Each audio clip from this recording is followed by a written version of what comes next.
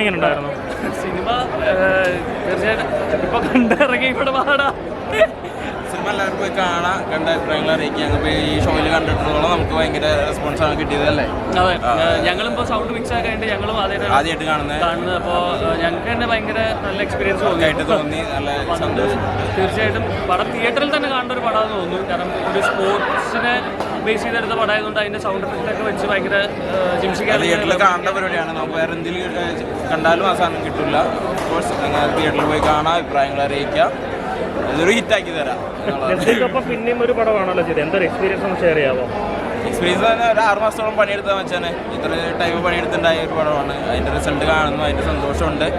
അപ്പോൾ അങ്ങനെ അതന്നെ കിട്ടിയിരുന്നോ? കണ്ടായിരുന്നോ? കണ്ടു.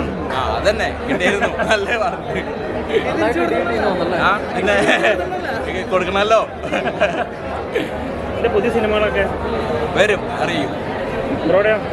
എൻ്റെ ഷൈനിയത്തിൻ്റെ കൂടെ ഒരു പടമുണ്ട്, അതിൻ്റെ ഷൂട്ട് നടന്നുകൊണ്ടിരിക്കുന്നു. അത് സന്തോഷ് ടിക്കറുള്ള പ്രൊഡ്യൂസ് ചെയ്യുന്ന, അനൗൺസ് ചെയ്തിട്ടില്ല. അപ്പോൾ തീർച്ചയായിട്ടും ആലപ്പുഴ ജിംഖാന തിയേറ്ററിൽ നിന്ന് തന്നെ കാണണം എല്ലാവരും. Thank you.